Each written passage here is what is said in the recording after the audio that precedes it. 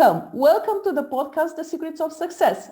I am Elena Badea, Managing Director of the training, consulting and executive coaching company, Valoria. And I am delighted to have Julie Walsh as a guest today on the podcast. So let's see what is the story that Julie will tell us about her professional development and her refound passion for painting. Hi, Julie. How are you doing? Thank you for taking the time to come on the podcast. How's your day? Elena. Thank you very much for asking me. I'm delighted to be here. So I've been painting this morning, which is, I hadn't realised my utter dream to spend the rest of my life painting, but it came to me very late. So I have a corporate career, 30 years I spent in global pharma industry, in sales and business development. And I got a great deal out of it. But for years and years, I was always searching for something else. I always thought there should be more and that I should be happier. And I think it is our God-given right to wake up every morning and feel joyful at the day. I think we should be living a life of joy. I actually ended up becoming a clinical hypnotherapist. So I have a lot of sort of therapy in my background. Mm-hmm. Consequently, I went through a lot of therapy. And I think that was what changed my life, because the soul searching led to a real inner personal development. And there's not a person on the planet that doesn't benefit from doing that sort of work, because it enables you to clear limiting beliefs, to actually identify what does make you happy. What I found was you can ask people, what would your perfect life look like? And a lot of people can't answer. Yes. And I kept thinking, if I get that job, I'll be happy. If I get that role, if I do this, and it never was, it was never enough. But it's taken me, I'm 60 in October, and it's taken me all of these years, because I only actually left my job last month. Okay. And I was offered redundancy, mm-hmm. which was kind of, I've manifested it. Because I thought I was trapped in my job because of the salary. I could see no way out. We were performing really well. I couldn't see any way I could get out of it. Mm-hmm. And building my art business alongside was very difficult because I couldn't promote myself because of conflict of interest with my job. But I then realised that the only thing that was actually blocking me was my beliefs.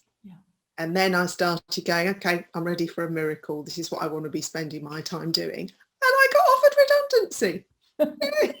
Yes, I understand. I mean, unbelievable. It's still still makes me think, oh, I've got to replace my salary. But I think when you follow your purpose and your passion, I think the money flows. We're very conditioned, aren't we, at school to think about what job is going to pay me. And that's not what it should be about. It should be what brings me joy, and the money will follow. Absolutely. I feel the same, and I totally resonate with your story, because I have my own corporate experience, and it was not enough, though it was kind of nice as a profession, as professionally fulfilling, but no. Yeah.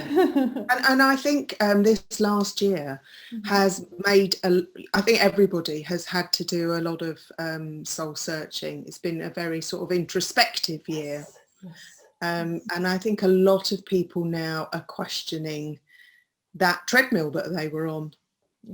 Yeah, absolutely. I'm so happy to have you as my guest, and I want to point out that so far I've invited mostly Romanian entrepreneurs, but I want the viewers of our podcast to understand that there are many stories to be told from across the world. So please, if you can tell us, where are you connecting from? I'm in England, so I'm not far outside London. Okay. Okay, thank And you. I'm actually on the Thames estuary, so I live by the sea as well, the estuary, which is lovely.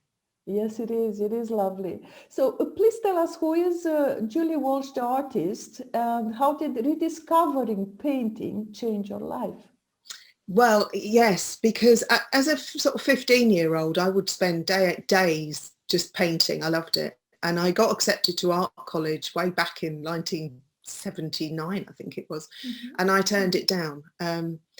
And I think it was because the only future I could see in it was teaching, and I didn't want to teach. Now I love teaching. There wasn't really graphic design or anything like that then. And I couldn't, but you know, who can through the eyes of a 16-year-old see what the future holds? So I turned it down, and I actually achieved my other lifelong ambition. I went to work on the cruise ships. I became a beauty therapist, went to Mhm. work on the cruise ships. But I didn't come back to my art until about 3 years ago. And because I'd spent all those years searching for my purpose and passion, and because I'd spent so many years coaching people, doing therapy, I am still astonished that I couldn't see what was right in front of my nose. And it's been a bit of a shock to my system, really, because it's what comes so naturally to me. I just kind of assumed everybody could do it. Mhm. And I think that's maybe the secret to finding it for yourself. Mm. It's the thing that you completely lose yourself in. Um, and that is and that's natural for you. And I don't think I'd really thought about that. I was putting training programs together and running workshops, and it wasn't connected to my art. It's really bizarre how it's happened. But I paint under my maiden name, which is Julie Swan. So it's Julie Swan Art. And when I came back to it 3 years ago, I literally just said to my partner, oh, I fancy doing an art workshop. Mhm. And I went and did a 1 day, and the tutor was really encouraging. And then I did another 2 days with him. And he said to me at the end of that, he said, you should keep it up. You've really got it. And by then I was kind of a bit hooked, but I didn't know what medium I wanted to do, or, you know, there's so many different things you can do with art. It's endless. So I just started booking onto lots of different workshops. There's so much now online that you can do, and it's not just with art. You can learn anything you want, can't you, on YouTube or... So I did different courses online, and then I found the people I liked learning from, and I followed them for a bit. Then I went and did more workshops, and I'm still experimenting. I'm still finding, I love soft pastels, I love oils, but it's a never-ending journey. And this year I signed up to a part-time course it's called the Milan Art Institute, but it's not the city, it's the family. They're an American family of artists. But their mastery course basically takes you from beginner to professional artist in a year. And I started that in January, not knowing I was going to be being made redundant, so divine timing. But I'm learning loads of different techniques, and because my art could be seen as, if you think about the art world and you look at my art, this is quite modern for me, what's behind me. A lot of my art is representational. I love painting estuaries and scenes of nature.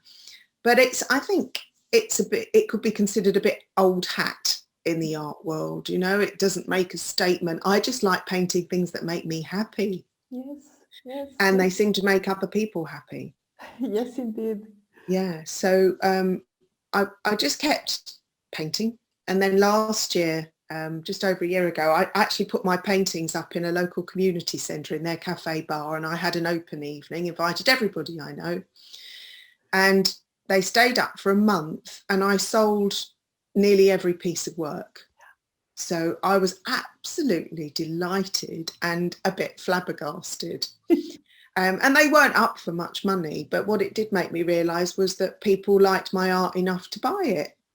And I've now got about 50 clients that have bought from me, about 10 who've bought more than one piece. People buy as presents and things, which I think is what gave me the confidence this year to say, I can do this, I can do it professionally, I can make a living at it. And I have a background in training, coaching, that sort of thing. So there's lots of different ways of making money through art. There's lots of different ways of making money, full stop. Absolutely. But it's not just about creating an artwork and selling it. You know, you can do merchandise and prints, but I love teaching. That's what I've discovered. Love teaching, love sharing the joy with people. So fancy doing a lot more of that. Yeah. Yeah, and I feel that now it's the time to mention, and I will also share the link, where can people look and just see your paintings and the other merchandising that you do based on your paintings. Well, I have, my website is julieswanart.co.uk, and I'm on Instagram as well and Facebook.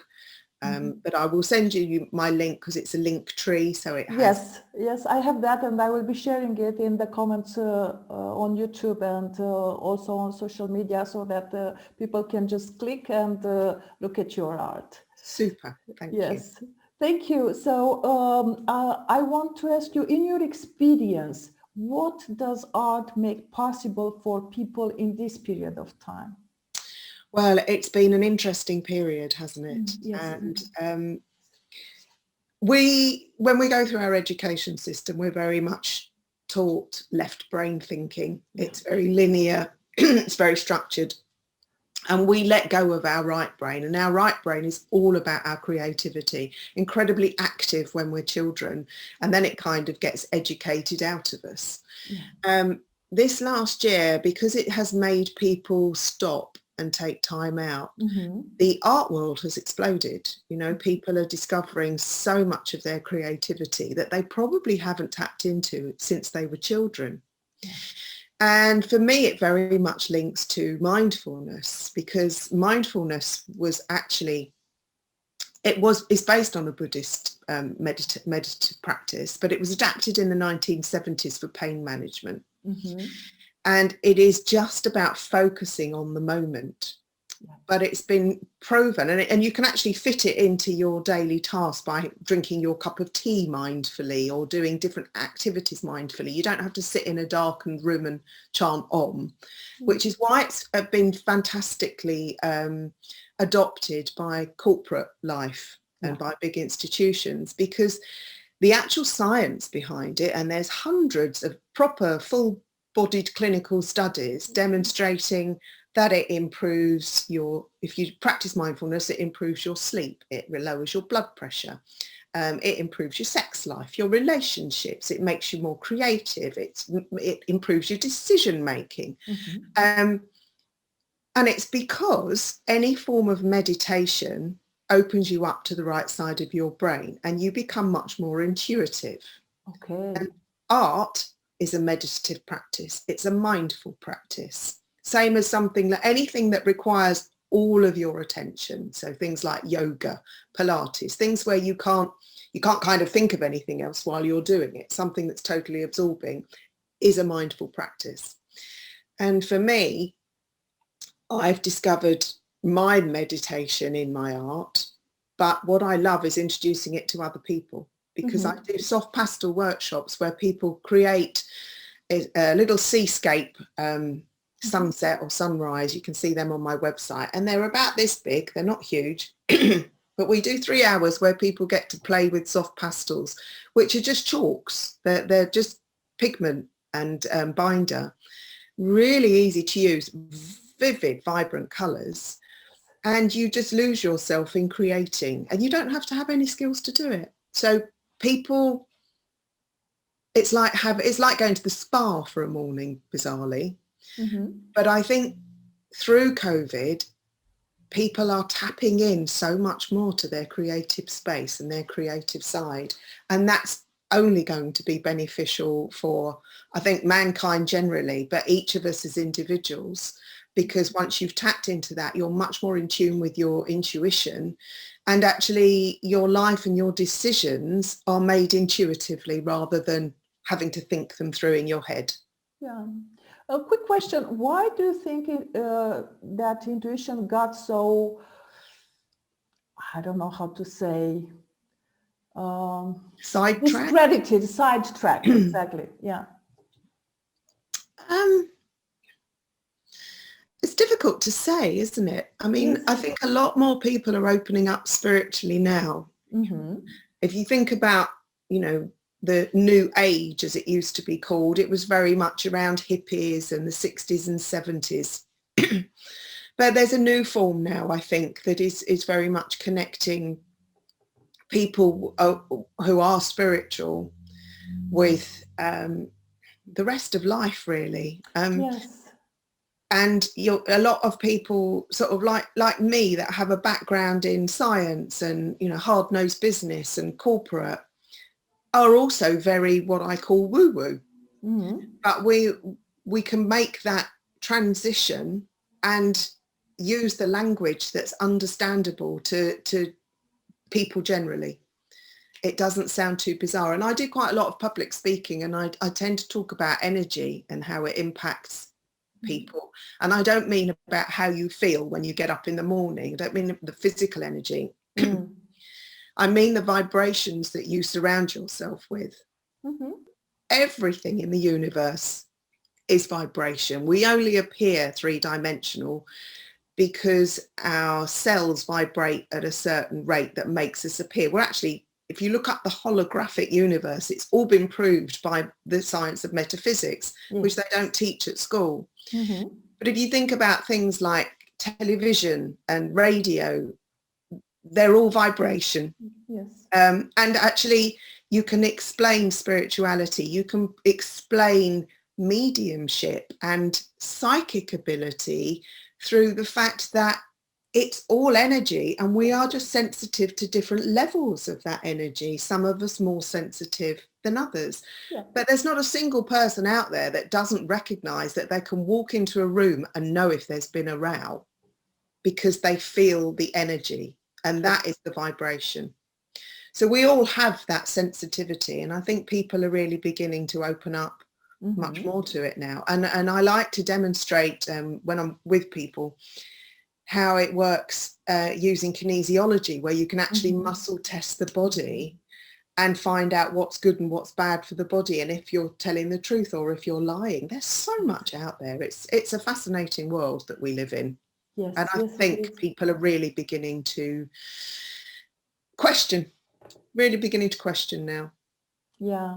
And they are curious and not judging, but taking the adventure of discovering whatever is out there, apart from the normal part of the life.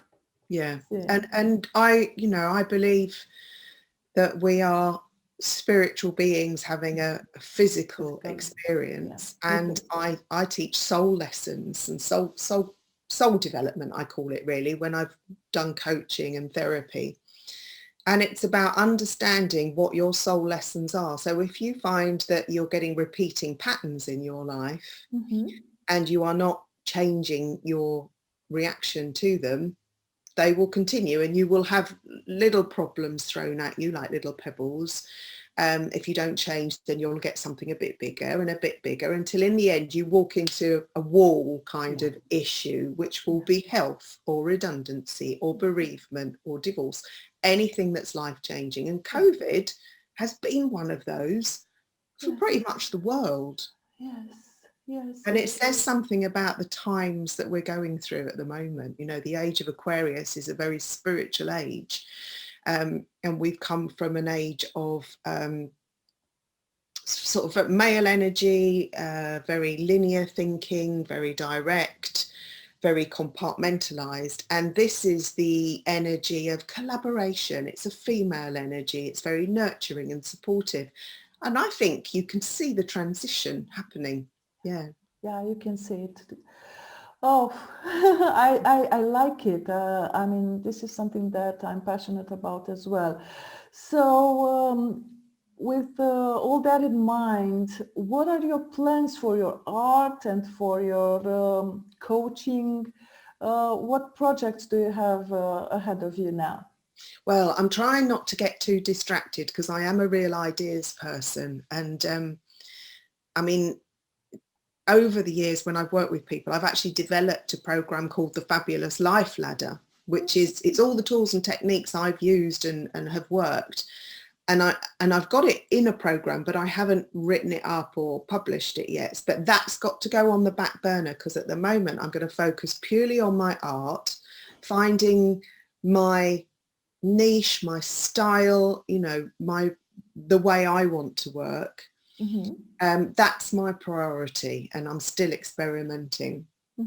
I will, the next stage for me is to develop tutorials so that, you know, I can put things online and people can learn. And, you know, I might have groups, physical groups or online groups, but that's probably the next thing I'm going to do.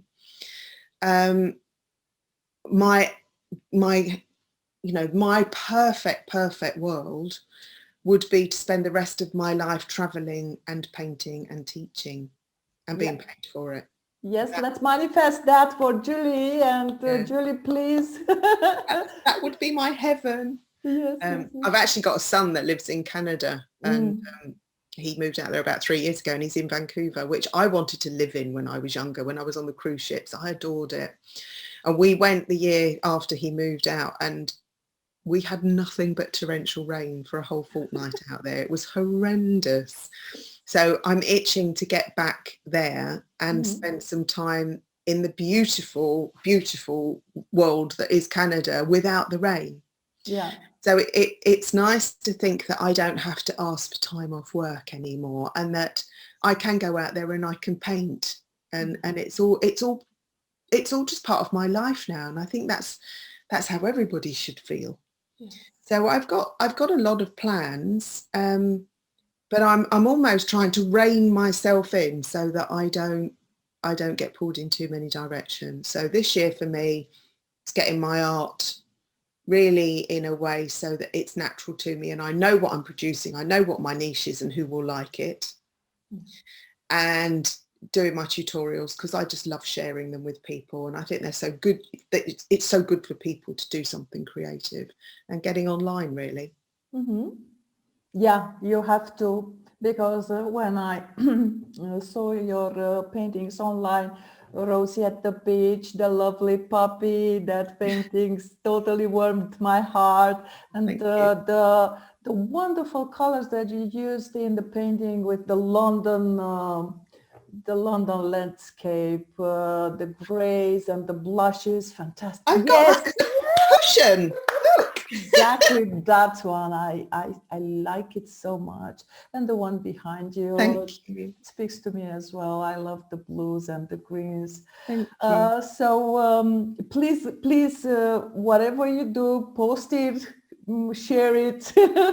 Let us see. I've already connected with you, and I invite all our viewers to do the same. So it's Julie Swan on Instagram, right? Julie Swan Art. Julie Swan Art on Instagram. Yeah. Okay, guys, you have to check it out. So in your opinion, which are the secrets of a successful / fulfilling life? Yeah, and I've been thinking about this, and I think if you'd asked me 6 months ago, my answer may have been slightly different. I think now, because I wake up every morning full of joy, it is finding your joy. Dig deep and think about what is the one thing that you completely lose yourself in, that absorbs you, that if you were given £1 trillion tomorrow, what would you spend your life doing? Yeah. And if you don't know, it's because you've lost sight of it at some point. And very often it will have been something that you loved as a child or a teenager and you let go of. So when I ask people this, they will say things like, oh, I used to write poetry, or I used to love music, and it will quite often be something creative. And even if that is not what you should be doing, it will open the path for you, because that is your mindful space. Does that make sense? Yes, it does. Yes, it does. Makes complete sense to me because I can recognize that place where you're working, but completely mindful and enjoying the process and the outcome as well. Yeah, I, I it know. shouldn't feel like work. It Mhm. shouldn't feel like work. No. Um, the other thing I think that's so important for success is adding value. Mhm. So you could also think of that as being of service. Mhm. Um, and that doesn't mean you've got to go out and contribute, charitable No. time to charities or things like that. It's about connecting very much now in this in the Aquarian age. It's about connecting with others and seeing how you can support each other. And we are so much more powerful when we're connected to others. Yeah. It was interesting because I was in a sales job for years, and I remember having psychometric test, Mhm. and HR sort of called me in and she went, it's very interesting, your results. And I went, I know what you're going to say. You're going to say I'm not competitive, and I'm not competitive. Yeah. So to be in a really quite hard-nosed sales environment it's a bit counterintuitive. But then I never liked it when they'd say, right, the first one to do this or to get X number of so-and-sos. I always found that being competitive kind of set teams against each other. Yeah. Whereas when companies and teams or people work in collaboration, you can bring all the skills to the table and we achieve so much more. And I think that's why I'm enjoying this, where I met you on the lunch club, is Yeah. because you get to speak to people that you wouldn't stumble across in the normal daily life. And we have a connection with everybody some way. Mhm. And it's fascinating to meet people. So yeah, I think adding value, collaboration, and finding your joy. Yeah. Yeah.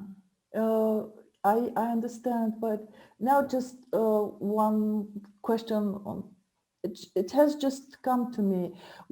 Here in Romania, many people just need money to get through the day and through the weeks and through the months of their Yeah. lives. And okay, we're 30 years after that very difficult period of time in our history, but still people haven't experienced the abundance yet as a normal part of the life. So Yeah. it's such a, I don't know, natural thing for them to be concerned with having something better than what I had last year in terms of car, furniture, Mm. uh, experiences and holidays. And well, is that something that will ever end or change? Well, and this is my personal belief. Absolutely, absolutely. If you think about our society and our Mhm. media, Mhm. we are very much programmed to exchange time for money Mhm. and to believe in scarcity. Yeah. And we're kind of enslaved to it, that we Mhm. believe there's not enough to go around, or this, I can only have this little bit. Yeah. It's actually about mindset. It's actually about changing your programming. If we focus on what we don't have, we'll Mhm. never have it. Yeah. You actually have to focus on what you want and visualize it and imagine that you've got it, because the universe doesn't recognize the difference between reality and your imagination, and we create our own world, we create our own universe. Metaphysics has proven that. Mhm. um, and I tried, there's a great book by Pam Grout called E4 Squared, and it gives you some practical exercises that you can do to demonstrate the power of manifesting, and that we're all creators, we're all manifestors. Yeah. Well, I remember doing it with a group here in one of my evenings, and we all said, right, we want something different. I wanted to get flowers, somebody wanted a new fence, somebody wanted a new job, somebody wanted a new car. A week later, we'd all manifested that. Fantastic. It was incredible. Incredible. Yeah. But you have to feel like you already have it. You have to have that emotion. And I watched a great TED talk yesterday, which was all about, I think it's called Draw Your Future. Mm-hmm. And it's about visualizing your future, but drawing it. You don't have to be artistic, but when you use color, because color's a vibration, it taps into your energy and it makes it more powerful. Of course, all this is, you know, I love all this. It's so fascinating. But somebody told me to, you should carry around in your purse or your, you know, pocket wallet, a month of salary in cash. Well, that's pretty impossible for most people. Yes, it is. So what I did was I pretend £50 notes, and 50 is the biggest denomination you can get in English money. Mm-hmm. And I've had them in my purse for probably the last year, and the universe doesn't know they're fake. But money started to come to me hand over fist once I did it. So great. Yeah, Great. I know it is fascinating, but if we spend our lives berating the fact that we don't have this, so we're not happy, you know, our partner's annoying us and all that sort of thing, you're just compounding it. Yeah. I would recommend the book Ask and It Is Given by Esther and Jerry Hicks. That's the premise of the film The Secret. Well, everything is founded on our life should feel like we're flowing easily, and if we feel like we're battling, we need to change the way we're thinking. Yeah. And focus on what you want. You know, draw your dream house. If you are hating your life as it is, if you are broke, if you're in a job that you don't like, try and find some better feeling thoughts about it. Yeah. So always aim for gratitude, to be grateful for what you have at the moment, but I'm even more grateful for the abundance that's coming to me. Yeah. Yeah. Or I'm even more grateful for the fantastic relationship that I'm in. And it might be that the relationship you're in isn't good and it might leave you, but equally your partner might change, but you can only change yourself. You can't change other people. You cannot be happy from external things. It has to come from within. So you have to work on yourself first. That's my soapbox. Julie, it's been a lovely time. Thank you so much for everything you've shared with us. Pleasure. I want you to promise that maybe at the end of the, toward the end of the, if that would be possible, we can do this again, please. I'd love to. Thank you so much for asking me. I've really enjoyed it. Thank you. See you soon. Thank you. Bye.